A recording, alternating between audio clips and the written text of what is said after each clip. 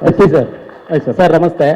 ಈಗ ಪ್ರಮುಖವಾಗಿ ಏನಂತಂದ್ರೆ ನೀವು ಒಂದೇ ಒಂದು ಡೈಲಾಗ್ ಹೇಳಿದ್ರಿ. ಸಹಜವಾಗಿ ಉಪ್ಪಿ ಸರ್ ಸಿನಿಮಾ ಅಂದಾಗ ಡೈಲಾಗ್ಗಳಿಗೂ ಒಂದು ಮಹತ್ವ ಇರುತ್ತೆ. ಒಂದು ಡೈಲಾಗಲ್ಲಿ ಇಡೀ ಸಿನಿಮಾನ ಅರ್ಥ ಮಾಡಿಸುವಂಥ ಪ್ರಯತ್ನ ಆಗಿದೆ ಅಂತ ಹೇಳ್ಬೋದು ಸರ್. ಈ ಧಿಕ್ಕಾರಕ್ಕಿಂತ ಅಧಿಕಾರ ಮುಖ್ಯ ಅನ್ನೋಂಥದ್ದು.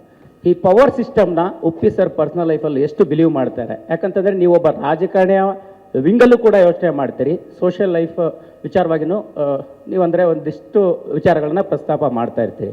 ಸೊ ಈ ಸಾಧ್ಯತೆಗಳು ಅಂದರೆ ನೀವು ತೋರಿಸುವಂಥ ಸಿನಿಮಾ ಸಾಧ್ಯತೆಗಳು ಜನರಿಗೆ ಎಲ್ಲೋ ಅರ್ಥ ಆಗಿ ಬದಲಾಗುವಂಥದ್ದಾದರೆ ನಿಮ್ಮ ಹಿಂದಿನ ಸಿನಿಮಾಗಳು ಕೂಡ ಸಾಕಷ್ಟು ಸಂದೇಶವನ್ನು ಕೊಡುತ್ತೆ. UI ಪರ್ಟಿಕ್ಯುಲರ್ ಆಗಿ ಅದಕ್ಕೆ ಎಷ್ಟು ಸ್ಫೂರ್ತಿ ಆಗ್ಬೋದು ಅನ್ನುವಂಥದ್ದು ಸರ್. ಅಲ್ಲ, ಇದರಲ್ಲಿ ಒಂದಿದೆ ಆ್ಯಕ್ಚುಲಿ ಅದನ್ನು ಭಾಳ ಕಷ್ಟ ಆಗ್ಬೋದು ನಿಮ್ಗೆ ಅದು ಅರ್ಥ ಮಾಡ್ಕೊಳ್ಳೋದು.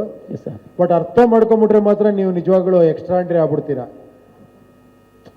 ಫುಲ್ ಪಿಕ್ಚರ್ ಹಂಗಿರಲ್ಲ. ಫುಲ್ ಪಿಕ್ಚರ್ ಬೇರೆ ಥರನೇ ಇರುತ್ತೆ, ನಿಮಗೆಲ್ಲ ಮಜಾ ಸಿಗುತ್ತೆ, ಎಲ್ಲ ರೀತಿಯೂ ಇರುತ್ತೆ. ಬಟ್ ಒಂದು ಎಲಿಮೆಂಟ್ ಇದೆ, ಅದು ಭಾಳ ಕಷ್ಟ ಅರ್ಥ ಆಗೋದು. ಅದು ಯಾರೋ ಒಬ್ರಿಗೆ ಅರ್ಥ ಆದರೆ ಅವ್ರು 10 ಜನಕ್ಕೆ ಹೇಳಲೇಬೇಕು, ಅಷ್ಟು ಮಾತ್ರ ಹೇಳಬಲ್ಲೆ ಸರ್. ರಿಯಲ್ ಲೈಫಲ್ಲಿ ಉಪ್ಪಿ ಸರ್ಗೆ ಪವರ್ ಸಿಕ್ಕರೆ ಏನಾಗುವಂಥ ಒಂದು ದೊಡ್ಡ ಡ್ರೀಮ್ ಇದೆ ಸರ್? ಏನು ಚೇಂಜ್ ಮಾಡುವಂಥ ಚಾಲೆಂಜ್ ಇದೆ ಸರ್? ನಿಮ್ಗೆ ತೋರಿಸಿದ್ದೀನಲ್ಲ, ಪವರ್ ಸಿಕ್ಕರೆ ಏನು ಮಾಡ್ತೀನಿ ಅಂತ. ಅಲ್ಲ ಸರ್, ಈ ಗಡಗಡಗಡಗಡಗಡಗ ಅಷ್ಟೇನಾ ಸರ್ ಅದಕ್ಕೆ ಸೊಲ್ಯೂಷನ್ನು?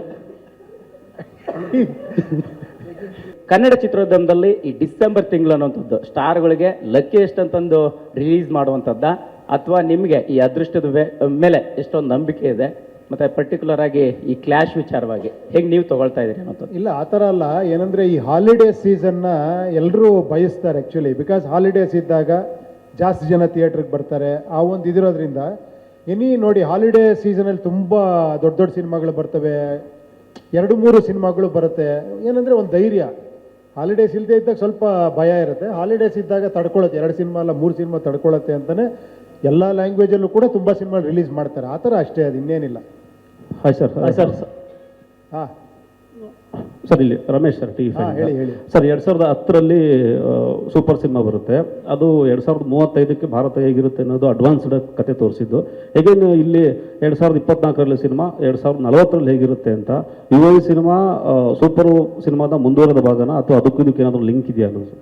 ಅಲ್ಲ, ಅದು 30 ಅಂತ, ಇದು 40 ಅಂದರೆ ಹೆಂಗೆ ಬೇಕಾದ್ರೆ ಅನ್ಕೊಂಬೋದು ನೀವು. ಯಾಕಂದ್ರೆ 10 ವರ್ಷ ಮುಂದುವರೆದ್ರ ಮೇಲೆ ತೋರಿಸಿರೋದು ಇದು. ಅಲ್ಲ ಸರ್, ಅಗೇನ್ ಕಂಟಿನ್ಯೂಷನ್ ಇರುತ್ತೆ ಆ ಥರ?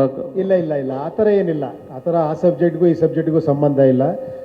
ಇದು ನಿಜ ಹೇಳಬೇಕು ಅಂದರೆ ಕಂಪ್ಲೀಟ್ಲಿ ಮೆಟಫರಿಕಲ್ ಆಗಿರುತ್ತೆ ಈ ಸಿನಿಮಾ. ಒಂದಂತೂ ಹೇಳಕ್ಕೆ ಇಷ್ಟಪಡ್ತೀನಿ, ಸಿಂಬಾಲಿಸಮ್ ಜಾಸ್ತಿ ಇರುತ್ತೆ.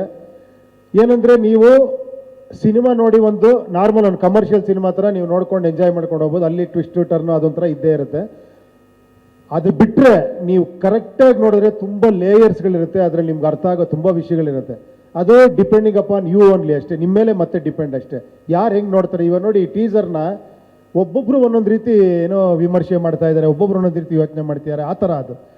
ಬಟ್ ಇಲ್ಲಿ ಒಂದೇ ಒಂದು ಪಾಯಿಂಟ್ ಮಾತ್ರ ಹೇಳಕ್ಕೆ ಇಷ್ಟಪಡೋದು. ಬಟ್ ಇಡೀ ಸಿನಿಮಾ ಬೇರೆ ಬೇರೆ ಲೇಯರ್ಸ್ ಇರುತ್ತೆ, ಬೇರೆ ಬೇರೆ ಥರನೇ ಇರುತ್ತೆ, ಬೇರೆ ಬೇರೆ ಟಾಪಿಕ್ ಇರುತ್ತೆ. ಅದು ನೀವು ಸಿನಿಮಾ ನೋಡಿದ್ರೆ ನಿಮಗೆ ಅರ್ಥ ಆಗುತ್ತೆ ಆ್ಯಕ್ಚುಲಿ.